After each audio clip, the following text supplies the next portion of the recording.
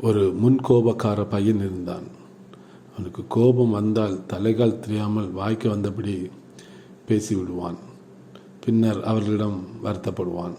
நாளடைவில் அவனை சுற்றி வட்டாரத்தில் பலருக்கு இதனாலேயே அவனை பிடிக்காமல் போனது. அவனை தவிர்க்க ஆரம்பித்தார்கள். பையனுக்கு தன்னை திருத்திக் கொள்ள வேண்டும் என்று தோன்றினாலும் எப்படிதான் என்று தெரியவில்லை. அவனுடைய அப்பா பொறுத்து பார்த்துவிட்டு ஒரு நாள் அவனிடம் ஒரு வாளி நிறைய ஆணிகளையும் ஒரு சுத்தியலையும் கொடுத்தார். அவர் சொன்னார், ஒரு சுவரை காட்டி, இந்த சுவரில் இதில் இருக்கும் ஆணிகள் எல்லாம் அரைந்து வாய்ந்தார். பையன் அவர் சொன்னது போல எல்லாவற்றையும் அரைந்தான். பின்பு சொன்னார், நீ அரைந்த ஆணிகளை எல்லாம் பிடுங்கிவிடு என்று சொன்னார்.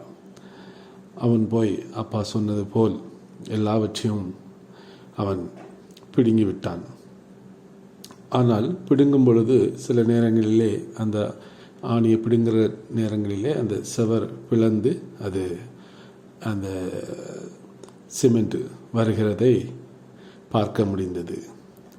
அவன் அப்பா வேலியில் ஆணியை பிடுங்கிய இடத்தில் இருந்த வடுக்கண்களை மகனுக்கு காட்டி, கோபம் வந்தால் அறிவிழந்து சொல்லும் சுடு சொல்லும் இந்த ஆணியை போலதான்.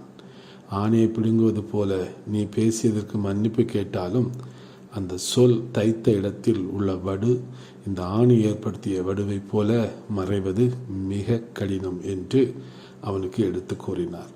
மகனும் கருத்தை நன்றாக உணர்ந்து திருந்தி ஊர் போற்றும் வகையில் வளர்ந்து வாழ்க்கையில் வெற்றிகள் பல பெற்றான்.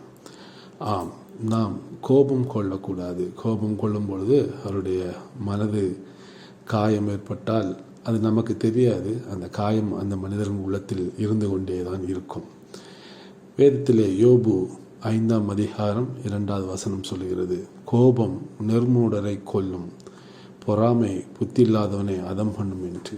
ஆம், கோபத்தை தவிர்ப்போம், மற்றவருடைய காயங்களையும் தவிர்ப்போம். கோபம் இல்லாமல் வாழ்வோம், ஊர் போற்றும் நல்ல மனிதர்களாக வாழ்வோம். கர்த்தர் தாமே இந்த வார்த்தைகளை ஆசீர்வதிப்பாராக. ஆமென்.